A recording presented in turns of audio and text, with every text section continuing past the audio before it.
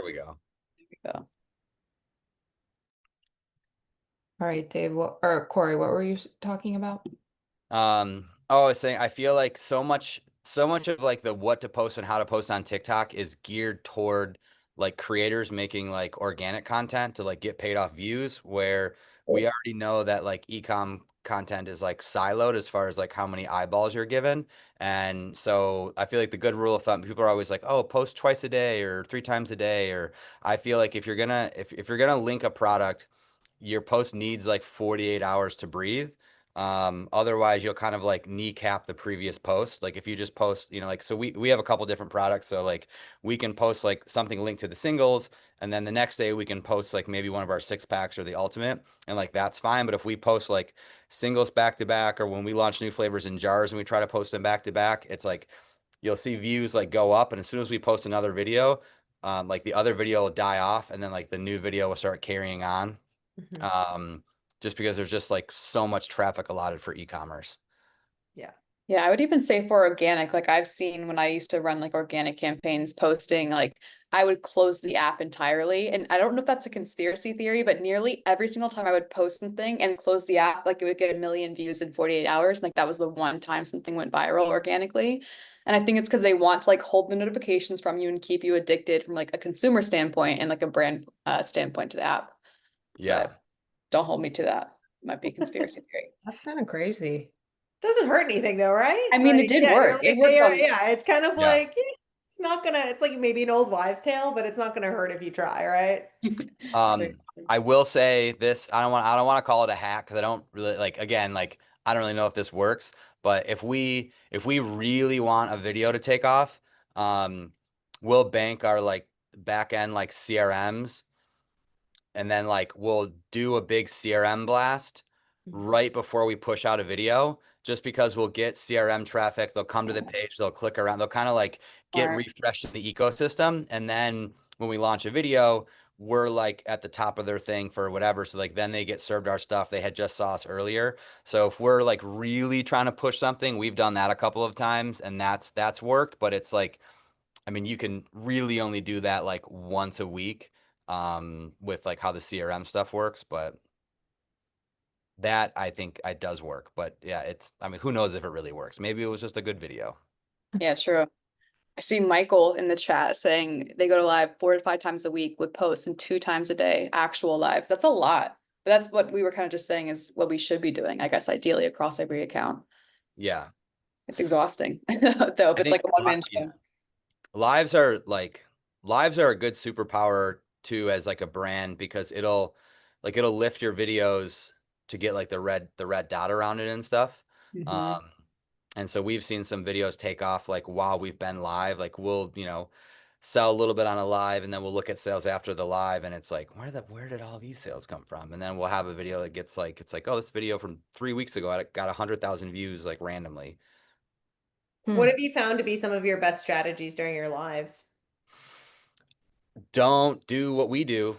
Um, I think we have a very weird live strategy, and our live strategy is basically don't be like every other brand who just has like the headphone and like the musics, and it's like it's like we don't want to be like the Peloton instructor of the live. Our product also like doesn't take a whole lot to like figure out what it is. So like I feel like some things, like welcome to those lives, like the people who run like the NeuroGum lives, like those lives are like bonkers great. Those people are super knowledgeable. It's like, personable, everything. But you have to kind of explain what that is, and why it is what it is.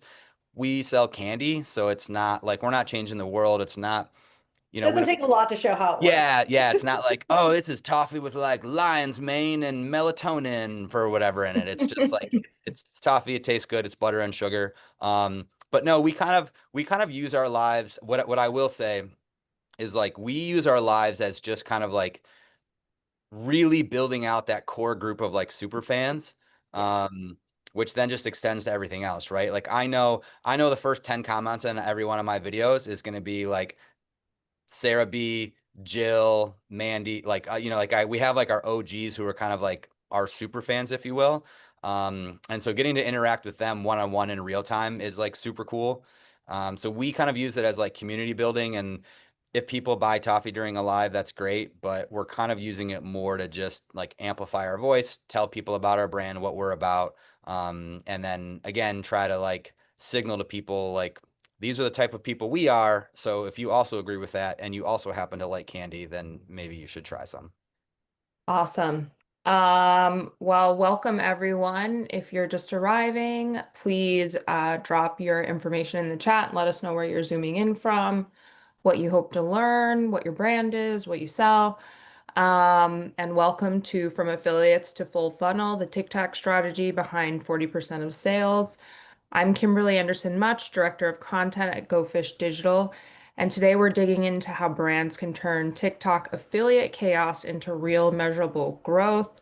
You'll hear from Lauren Lister, our SVP of Social Media, Jelena Shand, our Associate Director of Affiliate Marketing, and Corey Wright, Director of Business Development at Dave Sweettooth. They'll share how to turn They'll share how a small team turned thousands of unread creator DMs into a system that now drives nearly half their sales. Let's get to it, Lauren. Awesome. Thanks for setting the stage, Kim. Just to set the stage a little bit further, kind of want to talk about what exactly all of that means, right? So what are we here to discuss today, and where are we really going to be focusing our efforts? And that is particularly around creator affiliate marketing on TikTok. And it has become such a huge topic and something that we have seen more and more brands investing in, because TikTok has really come into its prime in terms of being both a demand creation and a demand capture channel. When TikTok really kind of first hit center stage, it was around pre-pandemic, but let's be honest, the pandemic is really when usage ramped up when we were all trapped in our houses.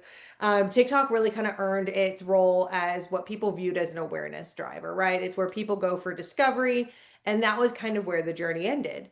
Introduced TikTok Shop, and it has now become an e-commerce epicenter and really created this amazing closed ecosystem from exactly that demand creation to demand capture.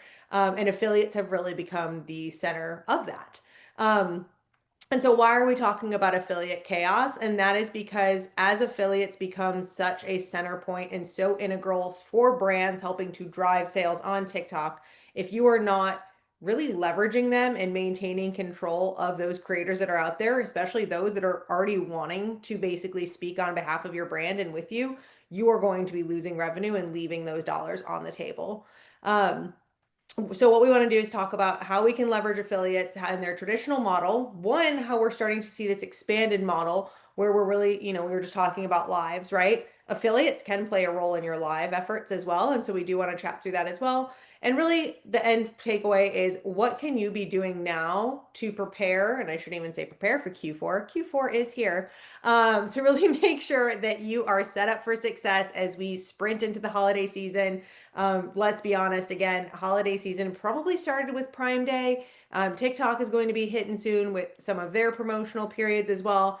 So really the start line keeps moving earlier and earlier when we're talking about holiday sales. So that is where we're going to dive in today with Jelena and Corey as well, is really just focusing on the fact that TikTok has expanded just beyond paid social. It's expanded beyond just that idea of social awareness, and it really is now full funnel, and its closed ecosystem is something that is really unique to most other social networks, and that is why it needs a really unique approach to make sure that you are able to take a full advantage and capture all the revenue dollars possible.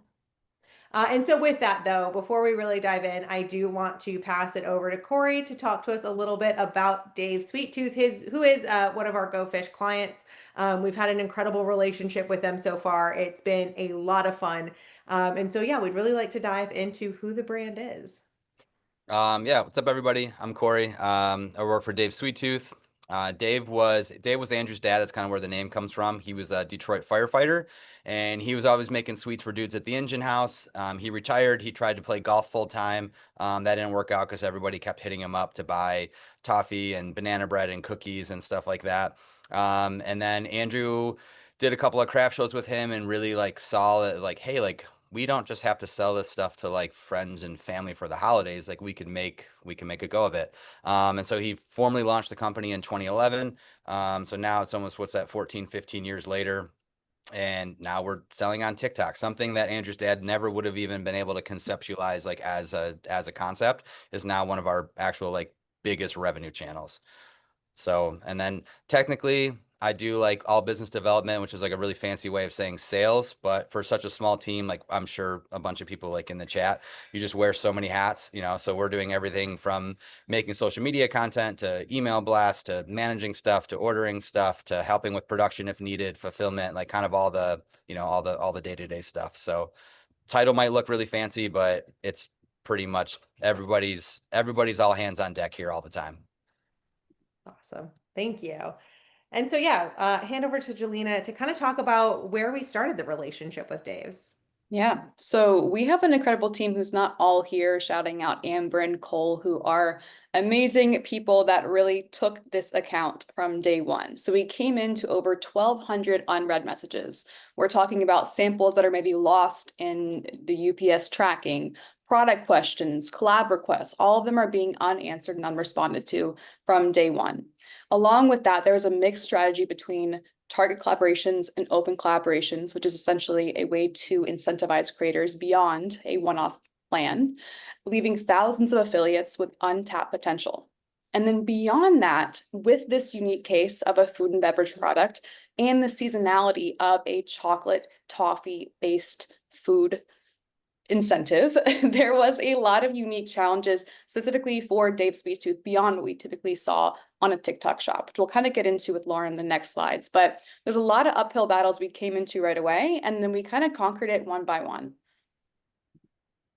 Perfect. So, what is the affiliate management problem? And so, really, what we want to do is take a look at, quite frankly, a lot of the issues that not only Dave Sweet Tooth face, but that we have seen a lot of the clients that we work with face. And that is, as you can see, as Jelena talked about, coming into 1,200 unread messages. If you have been running a TikTok shop, but maybe not been paying attention to your affiliate program, it can feel like overload. You're going to have too many creators reaching out. You may not have a system or the time to track, to respond to them. And it goes beyond just that initial right outreach and approval of the sample. It goes into, did they receive their order? Once they receive their order, are you making sure that you're getting meaningful and quality content back from them to hopefully produce sales? And even once they do that, is there a way to continue the relationship with them to maybe get more than one video per sample? Or even if additional samples are ultimately needed, we always joke about this with Dave's Sweet Tooth. Unfortunately, theirs is one that it's a little one and done. Once you consume it, you don't exactly get it back. So even if we do have to send additional samples, how do we start to build those ambassadors, right? Earlier with, at the start of this, we were talking with Corey about how they have such, I would call them rabid fans in a very positive way. They are there every live. They are there on every post. How do you start to create that ambassadorship out of your affiliates and really produce like lifetime value that they become advocates for your brand? They're not just, maybe making a one-off video about your product, but they're instead really pushing the relationship. They're pushing the brand, what they stand for. That can be a lot. And that is why an affiliate program, and one that it should be managed well, can be incredibly overwhelming. With that too, flip side, you have a brand risk. You're sampling product out and you don't necessarily have a complete level of control over how those affiliates are going to leverage your product, how they're going to speak about it.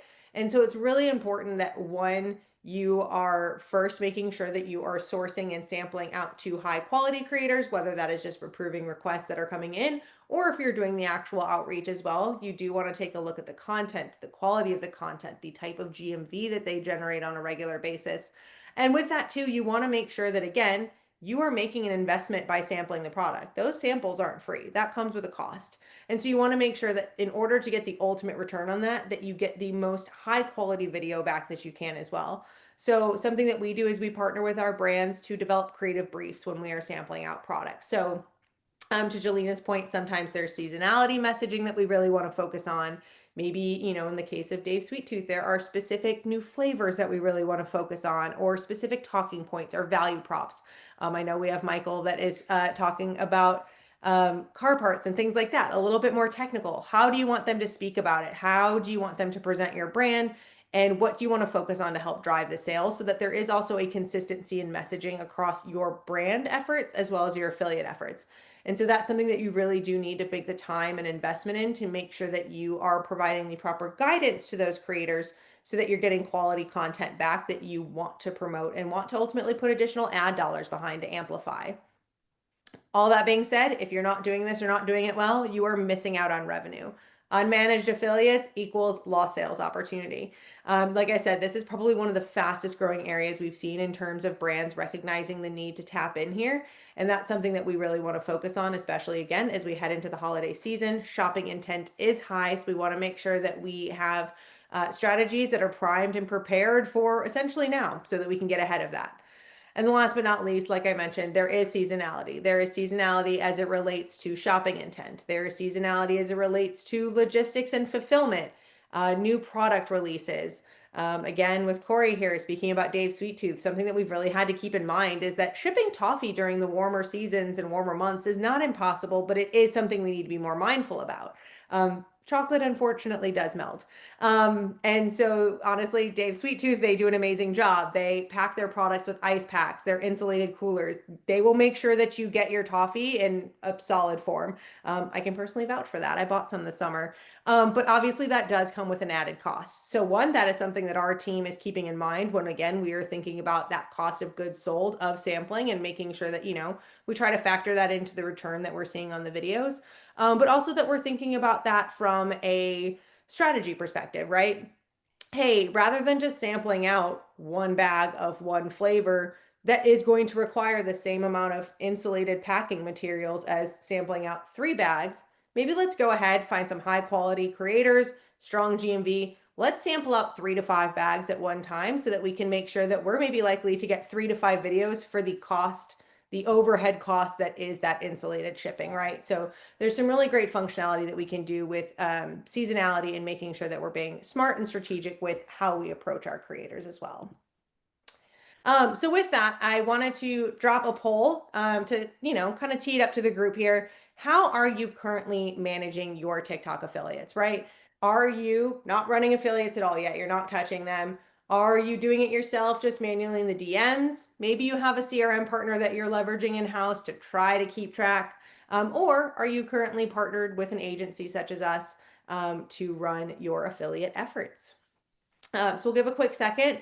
It seems like we have a pretty mixed group here, pretty neck and neck, it seems like, between either not running affiliates yet or manually in the DMs. And that's not surprising. Like I said, I think the first thing we talked about, right, is it can be incredibly overwhelming. And so that is what we want to talk about here is how do you go beyond either A, not having invested or run an affiliate program yet, or B, if you're dabbling in it, but you're doing it in the DMs and you're maybe not doing it as efficiently or effectively as possible, how do you really start to take that to the next step in order to unlock success and revenue? I'm going to hand over to Jelena to talk a little bit more about our affiliate growth playbook that we deploy for our clients. Yeah. So coming back in, we identified our key issues. A lot of them are really similar to what you probably are seeing on your account. I know we saw like 40% of you answered that you're manually overseeing your affiliate program in DMs. I'm going to be so transparent in that it is the hardest platform to answer and respond and archive messages. It is not built for success. To archive, as you probably know, you have to go one by one and click 3 buttons per message. It is just painful, for lack of better wording. So on any account, we need to find ways to go through and clear it. Unfortunately, a lot of CRM tools can't usually go backwards. That is the manual step. So coming into the account, like I mentioned earlier, we had Amber, Cole, and Lauren, and Lindsay, amazing heads on the account, going through over 1,200 messages. I mean, hours a day, a week to knock through these and answer them and make sure we're back on track, as well as starring creators that had really good potential so we could re-invite and re-engage with them in the future. From there, we then utilized and integrated a CRM tool. You'll hear us say a lot, Uptick. We love Uptick so much. Shout out to Uptick. Essentially, what it can do is it can do multiple things, from automating the communication process from affiliate when they come into your program from a sample request, the product shipped, it's delivered, their first sale, 10th sale and beyond. But it also helps us do our outreach or customized groups to re-incentivize creators in the future. So it makes everything we were just doing for those 1,200 messages a click of the button for future messages. Additionally, AI is the biggest talk of any conversation ever. I wish I could escape it, but we cannot, alas. So there also is an AI integration here. So you can train a bot to respond to simple questions. I'm not talking about very detailed product based, but more so, how do I apply? What is this product? Can I eat this in the summer with a milkshake? You know, random questions that we can teach an AI is all going to be there to make your team actually focus back on the creative strategy to implement long term. And then from there, like I mentioned briefly, was we converted missed opportunities or one-off engagements to turn them into long-term active partnerships and eventually ambassadorships, which is going to be the crucial thing long-term for any affiliate program. From here, the biggest thing, once we clean up the mess, we get it to a foundational place. We have our target plans set, our commission rates all set. We then want to align with the brand. And Corey, I kind of want to pause and ask you if you could describe your content or your ideal affiliate content in like 3 words or maybe more. Like, what would you describe it as? Uh, like what we want to get out of it, or like who's actually making the content? I guess just the content style. Like, is it mission oriented? Is it funny? Like, what would your dream scenario be? Yeah, I mean, I feel like obviously like funny and having a little bit of jest, just because I feel like in this day and age, you kind of need a little bit of that. I want people to be kind of like on our side of the fence. It's kind of like our whole main marketing strategy. And then at the end of the day, like I just want it to be like good, kind of like just overall like witty content and banter. I mean, I get earlier I was talking about the lives and how like, you know, the whole Peloton instructor headset kind of thing isn't really something we jive with. So I feel like the same kind of like very, very like cookie cutter, like influencer, you know, like old tired hook from 2 years ago, like you're gonna die the next time you see, you know, it's like that type of, you know, type of stuff. We don't love that. Not that it doesn't work, but it's just that's not really our vibe. I think we like to be a little bit more authentic, but then still, I'm gonna say being on the right side of history because I don't have to be super professional here. And then at the end of the day, like just like good people that care about other good people. Yeah, that's, I think, a perfect way to word it. I always go back to just like the verbiage of like mission oriented, I think is the first thing we came into of just how can we make sure creators are aligned with what you post on your profile and what you talk about and how you have fun with your content. How can we make it so it's this cohesive message to consumers? Because consumers have around 1 to 7 average touch points on TikTok before they actually potentially purchase the product, even think about clicking it open. So we want to make sure that those touch points are aligning with one another in the style and the verbiage and the content formats, all that kind of fun stuff. So looking into how we do that, that's through a creator playbook. This can be through a private browser on your website embedded in. People can use a QR code to scan and open it. We like to use Linktree. It's just like a known URL. It's so trustworthy. It's so easy to integrate into any brand or any campaign. And with that, we talk through a couple different things, from brand guidelines to the mission statement to product descriptions. And then we also have linkable, openable TikToks to watch to have inspiration for videos for brand new affiliates coming in, as well as recommendations for content to stitch from Corey and the team themselves. We can, again, have that recognition on the platform to, if you're scrolling on TikTok and you keep seeing the 5 seconds of this first video, eventually you're going to want to kind of watch it more and get sucked into the app and the video itself. With that, we wanted to make sure every single creator that was coming in, because we do a mass outreach, we are still individually going back through and aligning with those creators on the content quality, like Lauren mentioned, the GMV generated in the last 30 days, as well as their estimated post rate, because it's not a paid partnership. So every single creator is not guaranteed to post. So we want to make sure we have a good percentage of likelihood for them to post at least 1 video. From there, I will say as well, shout out to Amber from our team, had the great idea of making sure, because it is toffee and this is gone within 5 seconds of getting it, especially we have a lot of creators that live with multiple people. It is so hard to keep this in people's hands to create multiple videos. We utilize our CRM tools in the shipment process of the journey to encourage and remind them to record B-roll videos prior to eating the whole package, so they could then post 2, 3, 4 videos in the future. 1, to earn more, and 2, to earn more and to post more and to have some fun and be an ambassador long term. So it helps them, it helps us, and then we don't have to send 20 million samples all at once. And then from here, I think, there we go. So kind of like I talked about there, we're looking into a couple different things with coordinating with our TikTok account rep manager as well. If you do not have a TikTok shop manager and your account's pretty active, I would recommend really looking into this. It helps you for quick escalations from violations. TikTok shop is always rolling out some new requirements for shipping times, for customer response rates, for everything in between. And a lot of times if you are even 2 to 3 points off from their goals of a healthy account, you can have your affiliate program suspended and eventually your entire TikTok shop could be removed. So it's a lot of important things you want to make sure if you have an agency to escalate that, or if not, to work directly with a LARC rep specifically from TikTok. One thing I would additionally say in terms of like a KPI to reference for like a hero product, TikTok loves your hero product from an affiliate level to have around 100 samples sent month over month to that individual SKU and creators. With that being said, as well, to build for scale, we look into L2 and L3 creators. So many sayings, so many like things to remember. Essentially, an L2 and L3 creator is the amount of GMV a creator generates. So L2 is around, I believe, 15K plus in the past 30 days. L3 is 25K plus in the past 30 days. So just creators that are usually making money on a consistent basis. Does not always mean their content's good. That may mean they're posting 30 times a day. So still want to check those L2, L3 creators before you just accept them in. And then from there, which we're going to get into the following slides a little bit more, is the live creator program. I'm sure everyone on here, if you are using TikTok, which I hope you use TikTok if you're in this webinar, that you at least at some point have seen a live video. You can't escape it. And we've seen more and more the live program kind of shift from a brand focus to an affiliate focus. It's just more trustworthy in terms of like you're talking with a friend. It feels like it's their random, secret FaceTime that you're joining into.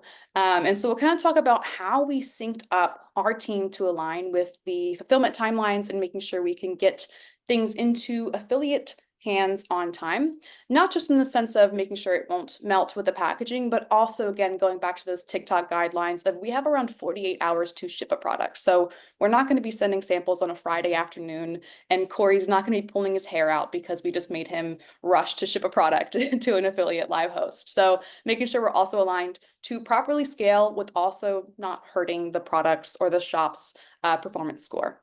And then last thing here too, before I pass it back off to Lauren in a second, is looking into competitor insights. You can use a lot of really, really great tools. Again, I call out Uptick for this. You'll also hear things like FastMoss, which is a competitor tool to look into average flash sales across competitor products. So you can compare how you're doing in comparison to them in the last 28 days. Competitor lists of affiliates, you can kind of poach, you can kind of steal some creators if needed, encourage them to talk through why your product's better. As well as just getting some like ideas of what Q4, for example, looked like for your competitor compared to Q4 of your projections for this year, just so you can align on what is success for you at this stage in your journey. Corey, anything I missed there that you also want to call out? Because you were hand in hand with our team during this process. Yeah, no, I mean, I want to clarify, like so earlier we were talking about how hard it is to ship toffee like over the summer. There's also like a lot of holidays and stuff, which then leads to like delays in shipping. And so we did like a big push to send out like a really big package to creators to start like spurring lives and doing this. And we sent them extra stuff, and we sent them like just like toffee in like a vacuum sealed bag, so they didn't have to open up their their bags to put those on the table. They kind of had like staged toffee and stuff. So they're these big giant coolers, I think they're like 14 inches like cubed. And so we were waiting to approve everything basically over the weekend, so then my team can print the orders on like Monday or Tuesday if it's one of the summer holidays. And then that way we're not like on the TikTok clock to get everything out, and then it's like, it's going to Texas, but then it sits in a warehouse for 3 days, with ice packs that are melted, and then they have a bad experience getting their toffee. So just being like, strategic and listening to the things that we kind of go through on like a daily basis, and just changing the program up to be like, okay, cool. Like, and the big thing too is managing the expectations, right? So Amber's going in, every person she's talking to, she's letting them know like, hey, I know you sent this and it's Wednesday. Just so you know, it's not going to get approved until Friday night, and it'll ship first thing Monday or Tuesday if it's a holiday. So again, just like all of the communication and just kind of keeping up and managing expectations, kind of letting them know why and stuff like that, which was something like we would have never done on our own. Yeah, definitely. The affiliate expectations are a big thing. Affiliates, I think, sometimes feel like the Kim Kardashian of TikTok, and they definitely really want you to respond right away and want some things pretty fast. So making sure you can maintain that and build the trust for them to know that the package is coming is pretty crucial. Awesome. Awesome. And like we were talking about, the affiliate model doesn't stop with kind of what we view as the traditional, right? In which that is sampling. They are creating content on our behalf, and that putting it out into the TikTok ecosystem for it to be caught on organically, to put paid promotion behind it in order to amplify it. But instead, we are really starting to see a shift towards leveraging affiliates to power live shopping as well, right? So a lot of brands, and I know, Corey's done it. I know, Michael, you were talking about it. A lot of brands are going live and selling, which is great. That is a crucial part in that TikTok ecosystem that is selling. But what we are really seeing is kind of an evolution towards leveraging our affiliates for live shopping.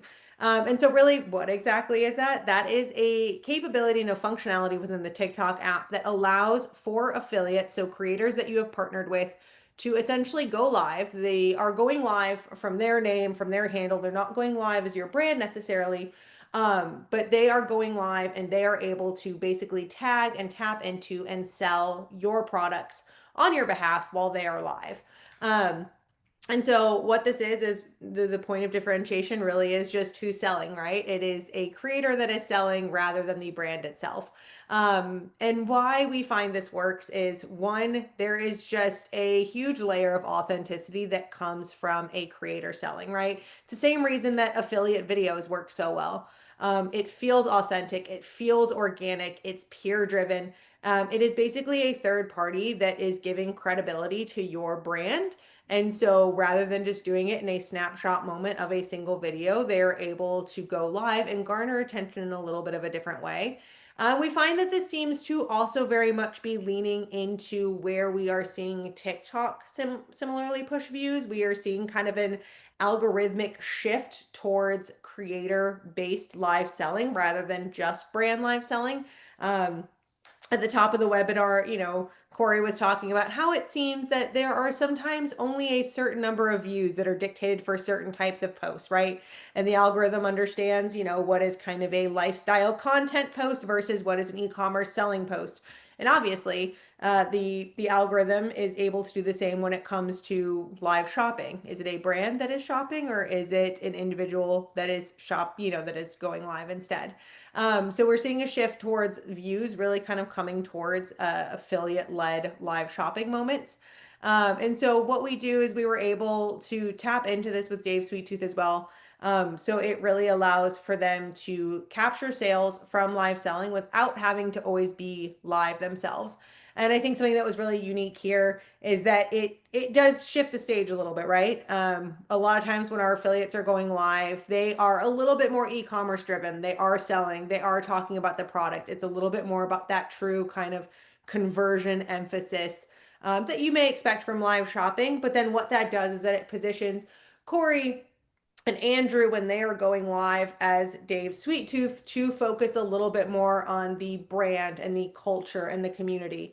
If you've seen any of their lives, there is toffee and they are selling, but they're also talking about current events. They're talking about their lives. I still find myself popping in to watch their lives for like 5-10 minutes at a time, and I talk to them pretty regularly as well, because it is just so interesting to watch the engagement and the conversations that go on. And so this was an opportunity for us to not force them to shy or shift away from what they have established as a brand and their presence during their lives, but still make sure that we are able to leverage lives to focus on selling and to focus on revenue. And so that's been where we've really seen this awesome opportunity to leverage affiliates. I And so, want to just jump in really quick on yeah. the live thing too, that I think that we've noticed, and it's that there definitely is like prime times of doing lives and like where people are at in their day, and with America being so big, like you know, like when our big live is Tuesday nights, right? And we usually stop at maybe like 11 or midnight. So if we stop at 11, I mean, like that's only 8 o'clock in California, right? Like we're Eastern time. So like some people aren't even like haven't even got their kids to bed or sat down to kind of like, you know, do their kind of nightly hangout and do whatever. So having other live creators, whether you're on the East Coast or West Coast or whatever, to hit those like prime slots where like maybe you're not hitting it, or, you know, you're just going to get like more overall eyeballs. I feel like, you know, we call it, where, you know, we have like our after work time here, and then you've got nighttime. Well, then you still have another nighttime like over in, you know, California and stuff like that as well. That's definitely true. Yeah, it's a great way to diversify your reach across time zones and across the ways that you're reaching them. Lauren, Um, there's a question in the chat that I yeah, think is super relevant right now. Kathleen asked, for affiliate selling, is it suggested they do an hour of Dave's Sweet Tooth, or is it mixed in with both other brands and SKUs? I have seen both. Um, so here's my take on it. I do think that the more TikTok rates you on like products that you convert on, and you can do that one of two ways. You can either be phenomenal at selling, or you can just sell one thing at a time. And I think both can work. I think what we've seen the best with some of our like bigger live creators is like they'll just like if they'll just do Dave Sweet Tooth, and then they'll just do like the walking treadmill or what, you know, like whatever else like the big thing is, and then they can focus the live, they can do whatever. TikTok knows how to feed them traffic based on who's clicked on the products before and stuff like that, and you'll get a higher conversion metric for that sales funnel. Whereas, you know, if you have the treadmill linked and Dave Sweet Tooth linked, and they send a treadmill person while somebody's talking about Dave Sweet Tooth, then it's just not going to convert, and like your metrics are going to be lower. So I would say, and this isn't really just being a brand talking, I feel like just like watching other people's lives, I would like focus something, and then try to get the most amount of conversions on that.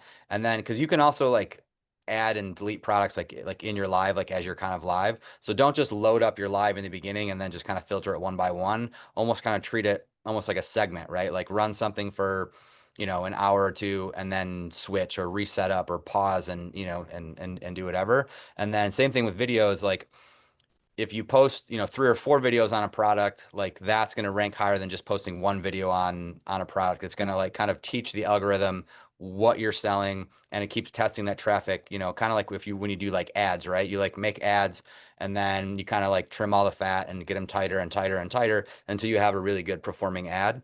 And I feel like it's kind of the same way with affiliate content, where, you know, people like TikTok needs to know who to send you that's going to end up converting.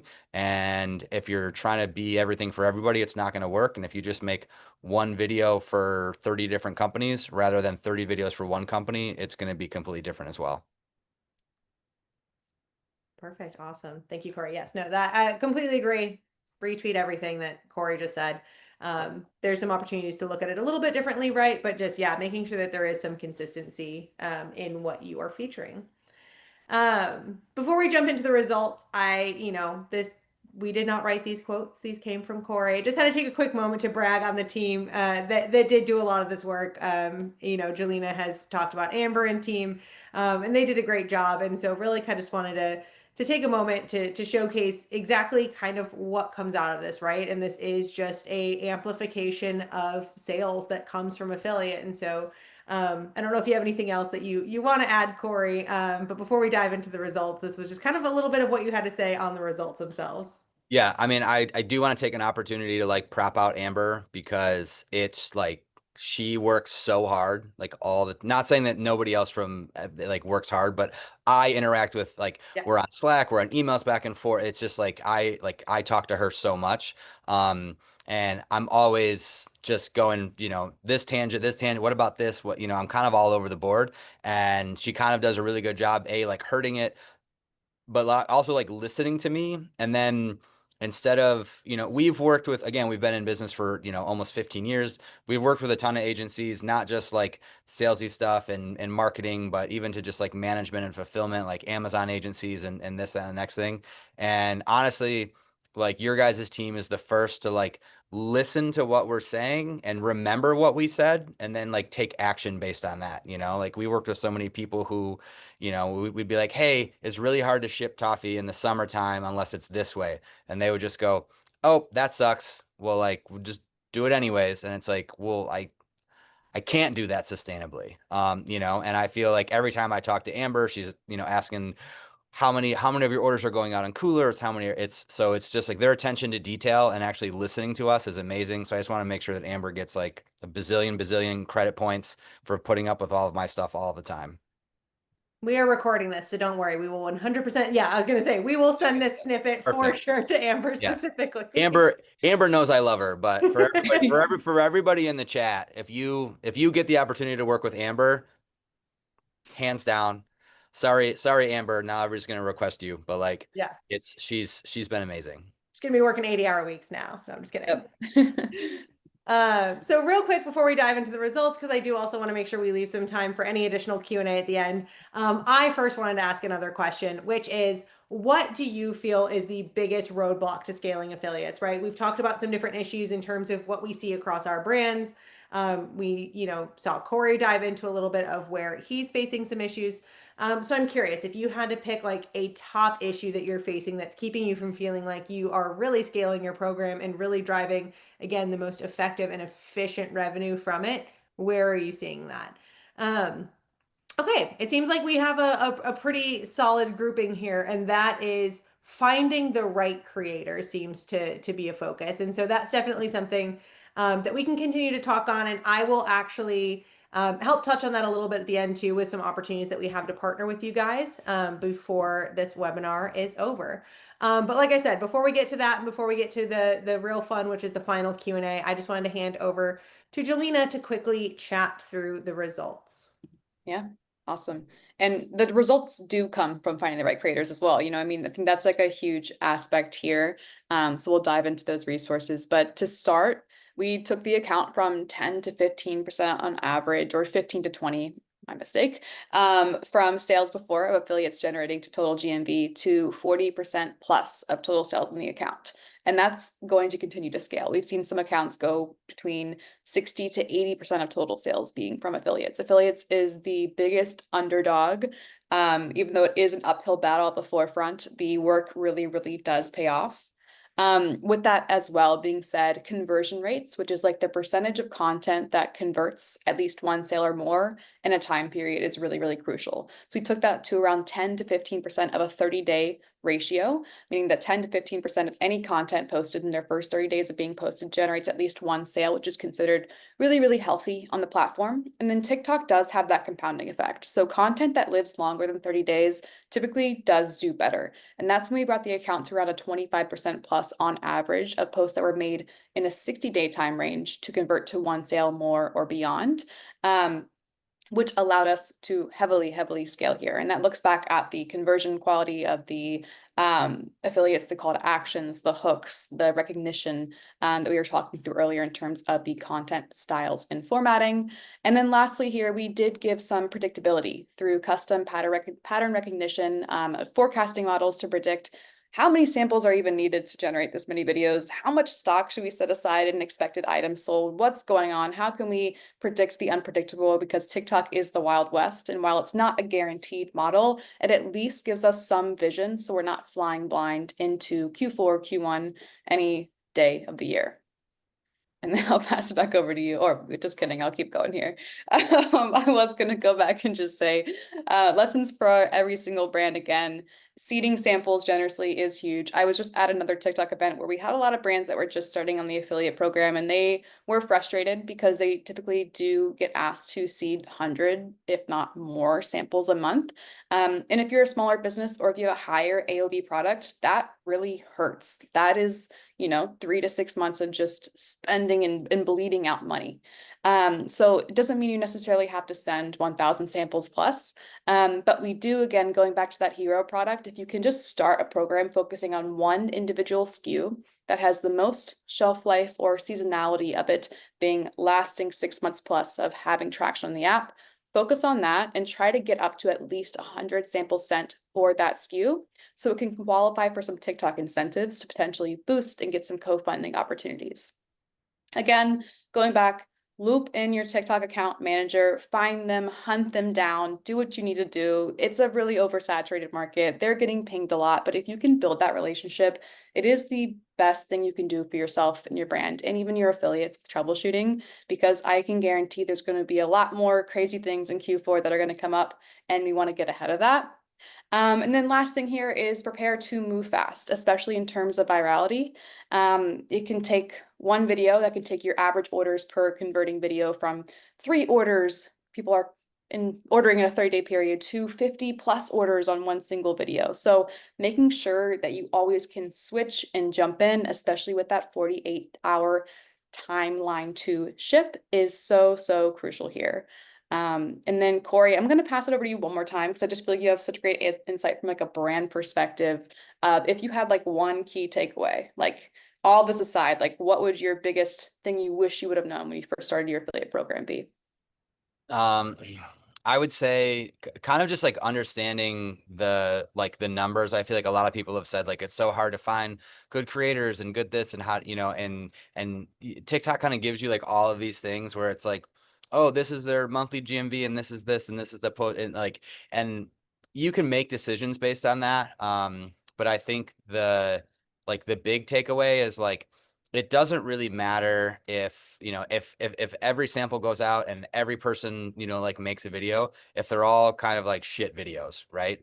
So I think kind of like learning where to focus your efforts is probably like the most important, and then everything's going to fall on scale, right? Like we send toffee, I can send toffee out to like a ton of people. If you're selling a TV or something, well, you're not going to send out like 500 TVs a month or something like that, but you can kind of like figure out who to send the TVs to that's like actually going to make the difference. And I feel like that's the biggest thing. Like you're kind of overloaded with metrics in the beginning, and you don't really know like what moves the needle the most. Like for us, I'll say like our biggest thing that TikTok doesn't show, but you guys do a good job of managing for us, is like how many videos were posted per sample sent. And so that like we're like, if we can get more mileage out of like a consumable product, like that's amazing, right? Because you open it up and you eat it, you can't make another video. Where if you have, a golf club or a TV or something like that, well, then you can make multiple videos because you physically have like the product. So figuring out like who's going to post multiple videos and then doing all of that stuff is probably like the most important thing for us. And it's not even something you can see on TikTok. So you just got to figure out where to aim and like go for that and make it work for your business. Yeah, and like a starting point for anyone like listening and wondering like what should that sample to video ratio be? Just a general new affiliate account, if you can get it to a two videos per one sample sent, that is great, because it is hard to get affiliates, especially in Q4, to post multiple times for you and to be loyal. And then if you can scale beyond that, getting to 3, 4 plus videos per sample sent is going to be a long-term goal, I would say, if you want to have a number to hold in your head there. So just, oh, go, you want to Sorry, jump in? no, you're good. I was just going to jump to this poll because I just want to make sure Go we for it. have some time to get to this. And I think it's going to hit a lot of what Jelena was just talking about, right? Which is, and some of the questions you've been having is we wanted to offer up the opportunity for our attendees today of, would you like a free social commerce audit? And that being said, this is also possible even if you're like, hey, I haven't really started affiliate yet and I don't know if I have nothing for you to audit. Please go ahead and still check yes, check maybe. We can obviously, one, audit your affiliate efforts if you have already activated, but if you have not yet, we can still have a conversation with you, take a look at what you're doing on TikTok, whether that is, I've got a TikTok shop and I'm selling, I just haven't leveraged affiliates. Or if you're like, hey, I just set up my TikTok shop and I don't know where to go from here. Like I said, check yes, please. At worst, check maybe. I need more information. Because I think one, it is while we've been talking about affiliate today, it would be at a loss to tell you to only focus on affiliate. While that is what we were talking about here today and is such a large focus, it is part of a broader conversation and right part of a much larger role that it plays within the broader TikTok revenue ecosystem. So we are more than happy to talk to you about affiliate, but in that we can also talk to you about live shopping. We can talk to you about paid social ads and how does that support. We can talk to you about organic content and calendars and posting cadences. Those are all things that we do offer and help with our clients. And those do all have an impact on that, right? Social really is kind of holistic when you're talking about organic social and paid social and creator content and the actual sales functionality. It is just one big flywheel. So I know like Gail, for example, had a question of like, hey, like what should I be, looking at for a sample of ratios to GMV? And obviously, to Corey's point, there's a lot of factors that go into that, right? Are we talking about a $10 product? Are we talking about a $100 product? That's going to change how we look at things. So that is why we like to take a specific look at your account and your business to see where we think that might factor in. And we can also help to identify if there are factors outside of affiliate that we do feel like are having an impact on your performance with affiliate specifically, right? For example, if you're a newer brand and you maybe aren't doing much on the organic front, that may be impacting your affiliate sales, right? Because there's not that kind of secondary place for consumers to go. They don't, when they're in the TikTok ecosystem, they're not going to your website to peruse through products and learn more. If anything, they're coming to your profile. And if that profile is looking a little barren, that may be impacting your ability to generate sales as well. So everything does factor into the overall results. And so again, just kind of wanted to throw that out there, that for those who attended today, if you are interested in chatting more with us, like I said, about anything having to do with social commerce and TikTok, whether that is affiliates, live shopping, content, or the paid ads that might support Amplify, please let us know. And we are happy to have a conversation with you. You'll get to talk to myself and Jelena and Cole. And if you're lucky, we'll maybe even throw Amber in there as well. Perfect. So that being said, last but not least, if this conversation today did not get you thinking about toffee, it probably should. So we would be remiss without thanking Corey for joining us today. He has been a great partner and we are really excited to have him today to join us. And so if you are interested in learning a little bit more about their brand and how they approach content and sales, please scan this QR code. It will also lead you directly to their shop if you now have a craving for toffee and would like to make a purchase. So thank you again to Corey for joining us. And yeah, with that, we wanted to open up to any last Q&A questions that may be popping through if I missed any, Kim. Yeah, we have a couple. I am a retailer trying to leverage TikTok shop and affiliates. I have 3 items as free samples and the remainder items are refundable. So far, I am not seeing any results. Targeted affiliates have posted, but without any GMV. What is the ratio of samples to GMV? Like how much is converting content, or I guess I don't know, because like samples to GMV is going to be like a weird metric because it's going to be based on the price of the product. Gail, can you clarify in chat? Um, let's move on to another question then. We'll come back to this one.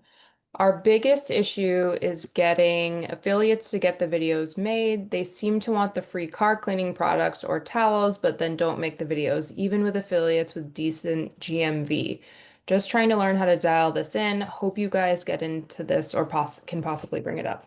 I feel like this is a super easy fix, and this is something that we had no idea you could even do until like Amber and Cole set everything up initially. So we just had everything on like an open plan, and then talking with them, they were like, "Oh, well, how do you want to like do boosted commissions on this and this?" And we were like, I don't even know what you're talking about." So what I would say is I would lower your commission on your open plan, and then so what Amber has done with us in like some special campaigns is like put people on a targeted plan and then be like, here, once, because again, a TikTok metric is going to be like whether or not they post content from getting the sample. So like they're already going to get dinged or rewarded from TikTok anyway. But to incentivize people to do it more, be like, okay, once you post content, then send me the content and I'll add you to the like upgraded commission plan. And I feel like that has worked really well. As far as like making sure that people post, making sure that people re-engage, making sure that people are like interacting with you, and then that'll weed out a lot of like the free samples to just get free samples. I mean, it'd be like if we have a candy company, if I was like, oh, here, give me some of your free car cleaning stuff, I'm just gonna use it for my own stuff and I'm never gonna post a video of it. And I feel like you get a lot of that with affiliates, and you need to kind of like have a way to filter that out on the front end. Another quick thing I would add to this as well is TikTok One. It was typically before is TikTok Marketplace. You can do paid collabs, but you can also do like an affiliate level collab where TikTok funds the payment as long as you're spending money on ads. And it can be between 0 to 2K, 2K to 10K, 10K plus month over month. If you already are doing ads, that would be like a really good route to go because you can work on creators directly with scripting ideation to content revisions and rejections for them to repost. So if you have something like a car cleaning product and affiliates just are not properly showcasing it and you're already spending money on ads, that would be another route that I would look into. It's just like an affiliate. It would just be like a Spark ad where they post it on their channel. You get kind of whitelisting rights guaranteed, and content ideation with the creator. And I will say to pair it, I think Lauren said earlier about like using Linktree because it's like super trusted. Amber had the idea to like let's put like a little card and everything with a QR code that sends them to like our Linktree that has kind of things that like we see, but maybe like you wouldn't think to talk about as an affiliate. So for us, one of the biggest conversion metrics over the summer is people are like, well, it's 90 degrees out. Why the hell would I buy chocolate like to ship to Arizona or whatever? But then teaching our affiliates to like show the coolers, show the ice packs, show like the bright neon orange perishable stick, like, and you'll see it in comments, right? Like people, they would just be like, like people really think we would just like put it in an envelope and then we just like cross our fingers and ship it to Arizona. But that's like a huge conversion thing of like getting people to like, and managing expectations. And then it's like, oh, and then as an affiliate, they talk about it, and then it's engagement and stuff like that. So yeah, I feel like a link tree with whatever it is about the car cleaning products you want people to focus on, and kind of just like lead them to where you want to go. Um, I would have never thought you would have shipped without any sort of refrigeration. I just would have ordered. I mean, that's what I do, but Um, all right, cool. Thanks for answering that. I do have a quick question, Corey. I've never had your product and I'm gonna order after this. What are the three that I should get to try out first? um, what? Well, how spicy can I be? Because I'm in adventurous. jars, we do have this very delicious flavor. Um, So that's one. That one's super popular. I would say most people start off with the pouches. We do have a 6 pack. That's probably the easiest way because it has like classic milk and dark, which are just like that's the toffee you're gonna find everywhere. If you get toffee from C's or Williams Sonoma or whatever, they're just gonna do milk and dark chocolate. If you're feeling really funky, we have like lemon bar is probably like the most underrated flavor. We have a s'mores flavor, which is one of my favorite. My favorite overall is gingerbread that we're not going to have till next month, but Mm, s'mores is really good. Um, Peanut butter crunch is Andrew's favorite, and so he owns the company. It's his dad's recipe, and then his favorite out of all of the chocolate toffees is peanut butter. And then you can't go wrong with any of the whiskey flavors either. So nice. Lemon bar was the top winner in our house. we talk about this all the time. It's so funny because it's everybody who tries it is like, this is so much better than I thought. And I don't know if people just think that lemon is going to make everything taste bad. I don't know. But it's like, it's probably like the most surprising flavor to most people.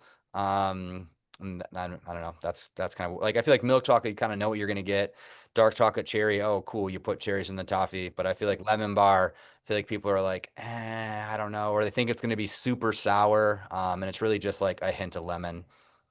Nice. I'll check it out. One more question.